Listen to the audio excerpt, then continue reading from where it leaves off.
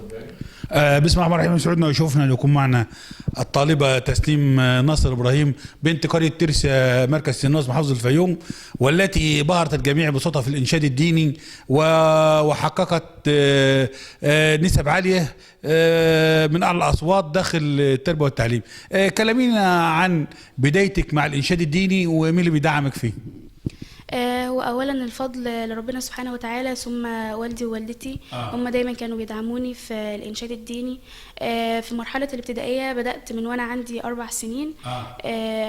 طبعا حفظت القران الكريم الحمد لله وختمته وانا في 6 ابتدائي. بالنسبه بقى للانشاد الديني، في المدرسه الابتدائيه كان دايما المدرسين بيدعموني وكانوا بيخلوني ادخل في الاذاعه المدرسيه. وفضلت بقى مواصله. كنت ملتحق باحد مكاتب التحفيظ عندكم في القريه؟ كان عندنا حفظت القرآن في دار الحافظ. وختمت على يد الشيخ محمود حامد رحمه الله والمعلمة سناء وكذا حد من المشايخ. انت حاسه ان موضوع حفظ القرآن الكريم كاملا أثر معاكي؟ أكيد طبعا. القرآن الكريم طريق أو سبيل للتفوق وللنجاح الإنسان في كل حاجة. وهو أصلا اللي خلى صوتي بقى كويس في الإنشاد الديني. هو يعني حاجة بتخلي الإنسان دايما مطمئن في حياته.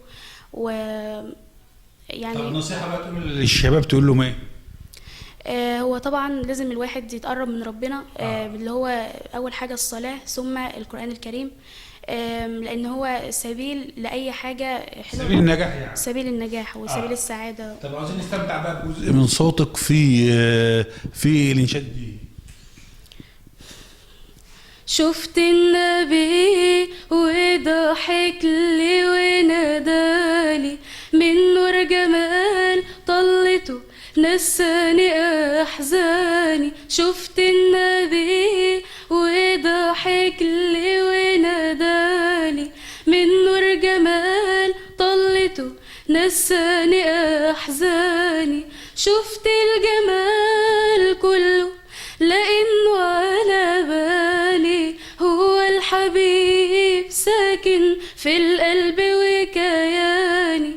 نور النبي ظاهر فرحني في منامي، طلت عيون بهجته عشق النبي غالي. نور النبي ظاهر فرحني في منامي، طلت عيون بهجته عشق النبي غالي. نزلت دموع فرحتي لما الحبيب جاني، بشرني بالجنة حقق لي أحلامي. شفت النبي وضحك لي ونادالي من نور جمال طلته نساني أحزاني.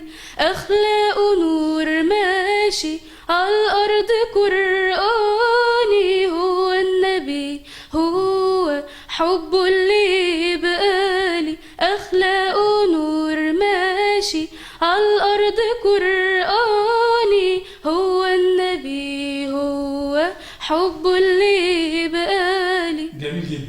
طب كلمينا برضو، هل تم تكريمك في الفترات السابقة؟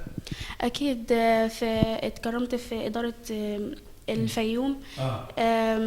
في برضه في الإنشاد الديني والرسم يعني اتكرمت كذا مرة.